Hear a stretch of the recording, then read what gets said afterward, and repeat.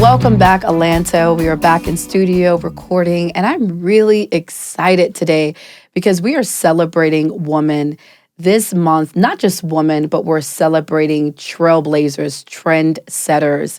This month, our theme is trailblazers, trendsetters, and transcending. And we're going to be highlighting people that are doing just that. And today I have an amazing person with us, a woman right here in Metro Atlanta that's doing amazing work. She's an author, a coach, a teacher. She is a motivational speaker and also a podcast host. And I'm really excited to have you. And so we have Lamekkiona King. Her name is beautiful. It's very unique, but I just want to make sure I got it right. So I had to write it down here on a piece of paper. But Lamekkiona, we're so happy to have you with us. You're such a jewel to the organization. I think you're also a coach with iRaise. So we're excited that you're here and sharing a space. Thank you so much for inviting me. I was like, when I saw the email, I was like, yeah, I'm there. Whenever you need me, I'm here. So I'm super excited. Just thank you for shining that light on me. Thank you. Yes, I love that. I love that. Absolutely. It's all about you. We're going to talk about Lamekkiona in just a moment. So I want to formally introduce her like I typically do in our podcast because I think it's important to highlight the amazing work of our guests. So Lamekkiona, she's the owner of Love is Beauty program, which is a program dedicated to Brown and Black women struggling with mental health and are unable to express themselves without feeling like they're weak or incapable. She's a first-time author of Why Her Not Me. We're going to dig deep into her book today, capturing her life of being in different phases where she compared herself to other women because she wasn't sure of herself. She talks about a breakdown she had in 2021, and I think she'll share with us today, that really allowed her to start redefining who she is. She's also a mentor to teenage women, creating a space to uplift and educate young women in her community. So I'm really excited, Lamekkiona. Thank you for your story and just for being willing to tell it. I think that takes so much strength to be vulnerable and to talk about what you went through and to see how you've been able to turn that pain into so much purpose. So I would love if you can jump into like your story. Like, tell me more about that. What sort of led you to becoming this amazing trailblazer today? Oh my goodness, it's so much that really defined me as the person I am today. Yeah. The main thing was, like I said, back in 2021, I had like a mental breakdown. It was like right after my birthday. I had just turned 25. And I'm like, oh, like, what am I doing with my life? I felt like I had no purpose. I kept going into different businesses, but I would never succeed because I didn't find that passion in it. I didn't find that love, that gratitude in it. And I'm like, God, just lead me wherever you need to lead me because I cannot take this anymore. So I came across one of my old, like, 2015 business plans. And I'm like, wow. And I'm like, I'm reading it and I'm crying because I'm like, wow. Where was this girl? Where was this woman? Like, I felt like I wasn't her anymore. So I was like thinking to myself, I'm like, I got to get back to this point. Yes. So the next day I went to Dollar Tree. I bought a poster board. And I was like, this is where I start my new beginning. I love that. So I just kind of broke it down because I kind of had a different mind frame, like a layout of what Love is Beauty program would be. But then like I'm like, I'm mentally drained. I'm physically drained. I'm spiritually drained. So I was like, how can I contribute that to Black and Brown girls? Wow. So then I broke it down to 2, 4, and 6 week programs. And then that is kind of how it just birthed into Love is Beauty program. As I'm writing and as I'm creating, I'm like, I feel joy. I love feel that. Happy. And I'm like, I've never felt this feeling. And I just felt like that was where I was meant to be. Yes. And I'm crying doing it as I'm doing it. I'm like calling my cousin. My cousin, she's talking to me. She's talking me through it. She's like, I'm so proud of you. Like, she's just uplifting me. So it really created. And I was going through a breakup as well. I'm like, I'm going through a breakup. I'm going through a mental. I'm like drained. So I'm like, oh my breaking God. Down. Yeah, I'm breaking down at every piece. And I had to really build myself up. And as I'm redefining who I am, as I'm writing it, I'm like, oh, I'm redefining every single point in my life. So that is kind of how the birthing of Love is Beauty program was created. That is so, it's like, it gave me like goosebumps, like hearing your story. And I was like envisioning everything, well, at least as much as I can. So I was like envisioning you just like going through this moment in your life where your back was up against the wall and you were really trying to figure out where to go and what your purpose on earth was. Right. And it's so interesting because I feel like so many people are there, but they're afraid to say it. Right. Right? They're probably in a place where they're trying to figure out, why am I here? Especially women. Right. We deal with very unique issues as women, and it's Women's History Month, right? And so as women are more likely to deal with depression. Right. Especially Black women. We're more likely to be depressed. And so these are the things that I feel like we don't always talk about in our communities because of shame, because we feel embarrassed to say it. But they're real issues that are happening every day. And if we don't talk about it, what's going to happen? We're going to sweep it under the rug, ignore it, act like nothing is going on with us. Got to do what we got to do, be strong and keep on moving. Absolutely not, right? We have to be able to acknowledge and be able to be transparent and enough to say, I'm hurting or I need help. And that's what was interesting. As I'm like rebuilding who I am, I'm digging deep to the roots. I'm like, what is the root? What is the root of why I'm here? And I was thinking to myself, I said, when did it begin that I felt like I had to be so strong that I couldn't break down? And I remembered that moment. I was 10 years old. My dad had just passed away. Oh my God. I'm waking up to my mom telling us that our father passed. And I'm thinking like, oh my God, instead of thinking about what I needed at that moment, I thought about what my sister needed because she broke down so bad. Right. And it was so hard for me to grasp what just happened, but I had to be strong. So that is when I really defined where the root of where I was really struggling with trying to keep up. Right. And I was like, I got to get rid of that. I got to let go of that because I felt like the more that I brung a child into this world and he's a boy and I'm like, I cannot give him that kind of pain. I got to redefine who I am because if I bring my son up, he's going to be in that pain of his mother because she's trying to redefine herself. But if I can't redefine myself, I'm putting my pain onto him and I'm putting my beliefs onto him and he's going to feel like I have to be this strong man. I can't, have these emotions. So I teach him about meditation. I teach him about just really connecting with himself. Affirmations. I tell him that when he goes to school. I'm like, he told me one time that really bothered me. He was like, Mom, I can't wait to be just like you. I said, no, baby, you're not going to be just like you. You're going to be better than me. That's right. You're going to be stronger than me because you are redefining the generation that's yet to come. Yes. And I talk to him just like that because I want him to know that Mom is not going to talk to you like a child. Right. Because at the end of the day, I'm here for you. And I want you to be able to talk to me about anything. Even though you're 5 years old, you have so much definition in your life. That's right. So, yeah. Listen, it was an 8-year-old that was a king. So 5, come on, he can lead even in his age. But I love that. There's so much depth to your story. And even when you went back into your childhood and thought about when you were 10 years old and your dad passed away and what that was for you and your family and your sister, but you didn't really get to grieve. You really didn't probably get to be a child, right? But you had to hold up your sister. But I think it's really important because a lot of times I think that's what Black women are dealing with every day, Black and brown women. True. Right. We're the ones holding up our families. Right. We don't get to grieve. If we lose a loved one, we don't have time to grieve. We literally got to keep going. We got to keep working. We got to keep doing what we got to do to survive, right? But are we really surviving? Right. Are we really? Because we end up just breaking down eventually. So we're not even really surviving, right? It's almost like a facade. But I feel like so many Black women do it. We're carrying weights around on our shoulders every single day. Right. And we don't get a chance to really stop and be human. It almost dehumanizes us. So even you as a 10-year-old child, you really didn't get to grieve the way you should have. And that was essentially a behavior pattern that continued throughout your life. But I also believe that it's not your fault because it's society's fault that sees us as Black women who are strong. We can take it on. Let me tell you something. Any relationship I get in, I say I am not strong. Don't put that on me. Right. Don't tell me you're strong. No, I'm not. I'm a woman. I need to be taken care of. Listen, I have some softness to me. So don't be throwing the strength on me. Right. Because sometimes it's an excuse to throw a lot on us more than we can essentially bear.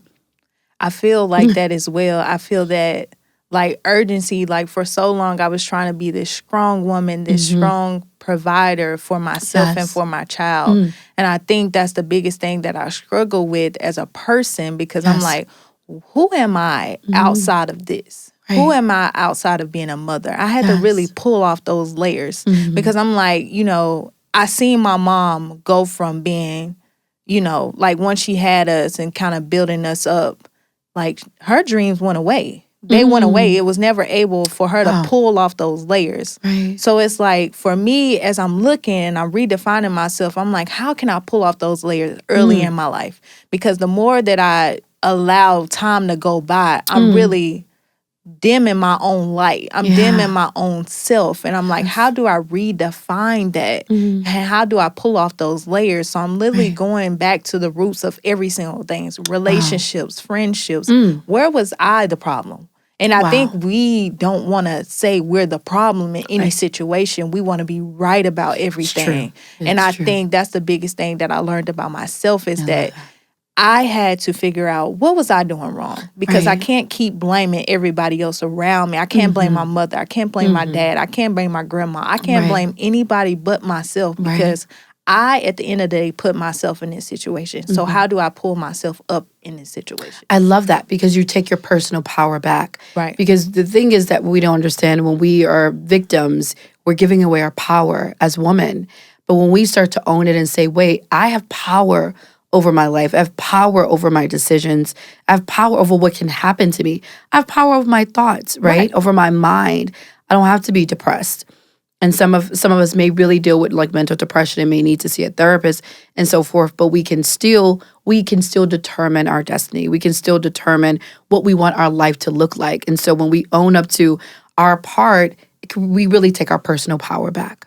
And that is the biggest thing. You have to be able to challenge yourself outside of anything else that somebody has challenged you. Yeah. And I think that's what I was doing. I was really challenging myself every single time. Like every single time I was pulling off a labor, I was like, I got to challenge myself even more, because I'm really getting to the roots. And that's what, it's like a never ending healing phase. Yes. It's like always healing and evolving. And even though you may have healed back then, it still can be something very triggering that can bring it back up. So I think that was, I feel like in the space I'm in right now, I say I'm always healing.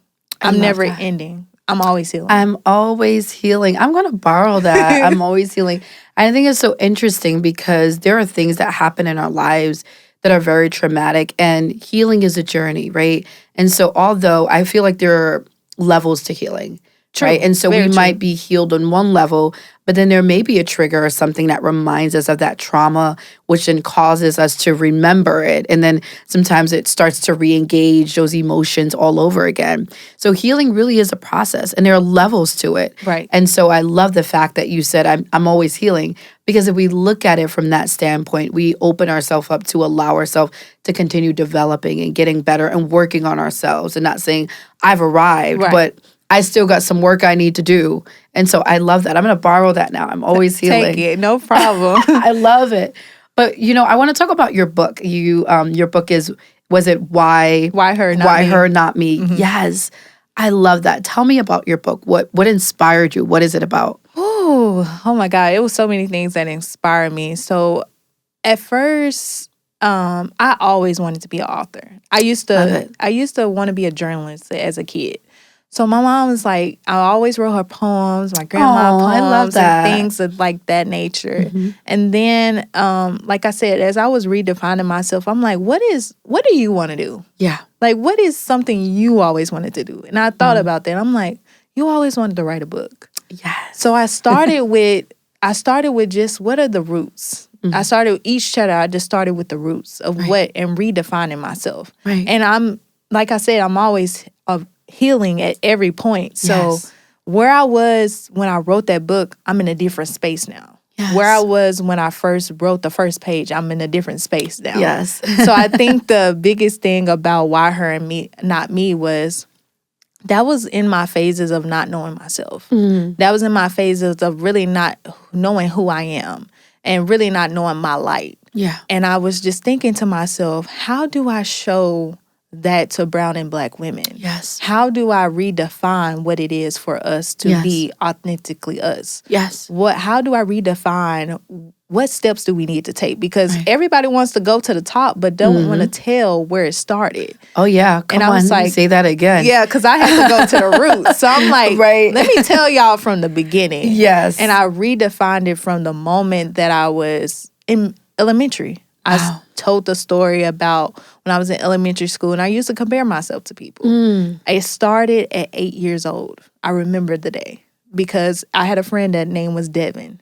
She had I'm talking about beautiful hair. And, you know. According to what you define as beautiful back when you were 8 years old. Yes. According to what I was like, she has beautiful curly hair and my hair is always like straight and stuff. And that was the moment that I started, comparing myself. And I'm like, how do I express to the audience to give them context? Because it's all about context. Yes. So I gave them every sense of context that I could remember. And I really went to, like I said, the roots of it when I was talking about in the book. So the main thing was just going back to the roots. When I was comparing myself. How did I get to this space that I am in now? Even though that's not the space I am directly now, but it's how it built me up. Yeah. But I love that because I feel like our young girls do that, especially our young Black girls. But I think it's such a bigger picture, right? For me. The way I see this is societal standards of what beauty is, right? I was just reading something about Viola Davis. It was this morning. I had to recheck because I was up at 4 a.m. working. But it was this morning, and I was reading something about Viola Davis, and what she told was a story about, I think she was maybe around 6 years old. She had entered into like a beauty contest, but she didn't win. And so she always questioned, am I pretty? Am I beautiful? Right? And this was something she remembers, and I don't know her age now, but I think it's, she's over 50s. Yeah. But remembers this moment when she was 6 years old and didn't win that beauty contest, right? And how it really took a blow to her self-esteem and her self-image as a Black girl. And I think these are the type of things that our Black girls deal with on a daily basis.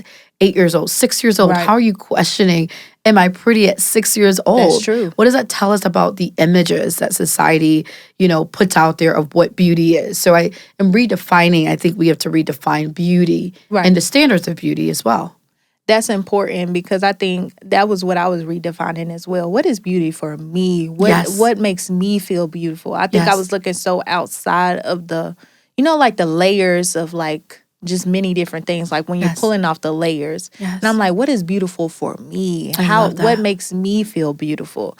Like, do I look I remember it was a time that I couldn't even look myself in the mirror. Wow. I would do this, but I would squint like just a little bit, but I wouldn't look at myself. Wow. And I'm like, why are you like that? Why do you not want to look at yourself? And I think we don't talk about that enough. Nobody wants to talk about the points where you really don't even want.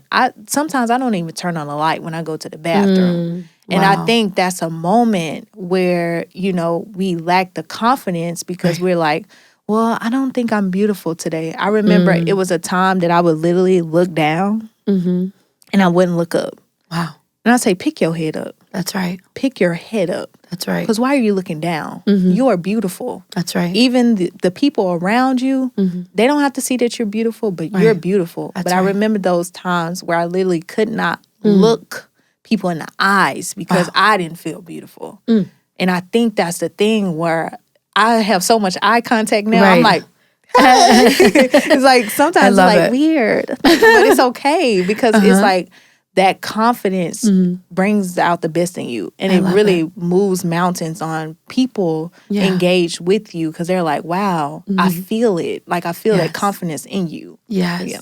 I love that so much. Confidence is so important.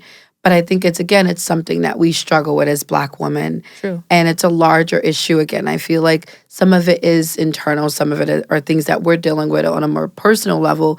But then some of it is on a media, societal level that we're seeing that's really taking a blow. Black women actually deal with self-confidence issues on a much higher level than other women, which is why we have like the See Her, Be Her coaching program, because it's designed to address issues that Black women are facing. And they deal with self-confidence issues all the time, not feeling competent enough, not feeling like they belong in spaces, even though they're probably the smartest, most intelligent, most brilliant person in the room, but still questioning their value. Do I feel, am I worthy? Do I belong here? I sometimes on my social media put these random posts up to women and I say, dear Black woman, you belong here. Because we have to remind ourselves of that. We have to continue. We tend to question ourselves when we're in a room, for example, full of men or full of white women. We then start to sort of go inward and say, well, I don't know if I fit here. But we have to be able, like you said, pick your head up, confidently be like, I belong in this room. Right. And I know what I'm doing. Hello. Y'all need me. Let me tell y'all something, right? But but sometimes we have to learn that. We have to grow in that. We have to grow in that grace, and it's not always easy. So I love the fact that you have all these life experiences that are so rich that's really helping our kids.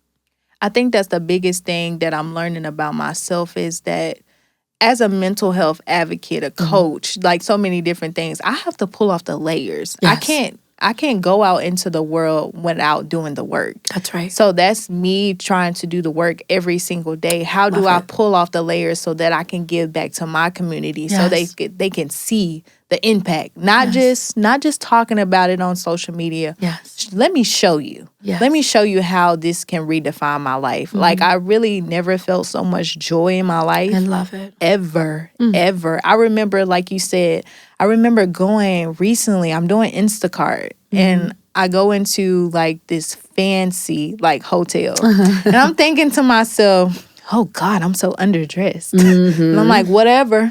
That's fine. That's right. I walked in there like with my head up. Okay. Like I was about to put my head down. I said, no, you better pick your head up. That's right. Because what's wrong? Nothing's wrong with you. Absolutely. And I walked in there and they all look at me. And I'm like, yeah, hi, how you doing? And I just keep walking. And I think that is just me building up my confidence. I'm showing my girls that and mentoring. I've never seen so much light in a room. Right. Like they are excited to tell me the things that they did from the just the different, lectures that I did with them. And they're like, oh, Miss King, I did this week. And I'm like, I'm so proud of you. And they love it. Like it's a smile on their faces when I say, I'm proud of you. I gave one of my favorite girls, don't tell them you're my favorite. Paris. She's probably listening, y'all. I know, Paris, you're one of my favorites. But she did something. She said, thank you. And I said, no, thank you. Thank you for listening to me. And I just gave her the biggest hug. But that is where I redefine who I am. And that's how I keep building up onto the girls because I'm like, let me use my life experiences to help these girls. Love that. And they love it. They love it. I love that so much. I got a Facebook message today from a young girl that really touched my heart. Her name is Jada. Maybe she's listening too. And I don't remember everything is said, but, I'm actually trying to pull it up. But one of the things that was mentioned, actually, here it is, right here. She says, Jada, don't get me for this. Hi, Shanequa, it's Jada. And I just wanted to send a picture of me and you at my kindergarten graduation. I admire everything that you are doing to make the world a better place. And God is really using you to touch many lives. I won't ever forget the positive influence you were to me as a little girl. And she sends this picture where I look hideous, by the way. And she's 5 years old, so this had to be maybe about 15 years ago. And so she's a woman now, probably in her 20s, but sends this picture and remembers. And so sometimes, and Jada, I love you so much and I appreciate that message, but sometimes we don't realize that our impact, right? Sometimes we think that, oh, it's nothing. We're just talking or we're just showing up. But that means so much to a young person. That goes a long way. They remember those moments. They truly do. And mentorship, coaching, the benefits that it has on our kids are lifelong. So not just months, next year, they remember this forever. They remember the people that poured out into their lives. And I love the fact that you're doing that and that you're using your life as an example of this is what you can do. This is how you can turn your life around to really bring up the next generation. I remember I received a message. I'm trying not to cry. Oh, and she says to me, you saved my life. I almost jumped. Wow. It really gives me chills. She said, something told me to watch your video. The videos, I don't know. God just told me to start doing 5 things I wish I knew about mental health. Wow. Don't know why. Right. Every time the words just flow. Like I said, I'm not really a organized person when it comes to writing it down, but it's like I just pray about it first. Yes. And God just speaks through me. Wow. And she says to me that you saved my life. I get chills every time I talk about it. And it's just like, wow. And it really uplifts me to keep doing what I'm doing. Yes. Because a lot of people ask me, like, what do you do? And I'm like, I just walk in God's will. Yes. Because I really can't define what God is putting in place in me, but I know it's in God's will. Yes. So that's why I've kind of got so many windows open, but it's like God wants to place me in many different directions, and I can't just limit myself to one direction. That's right. I love that too. You empower, first of all. You motivate, you inspire, right? That's what you do. You influence. Right. But what I love about it is we're redefining purpose.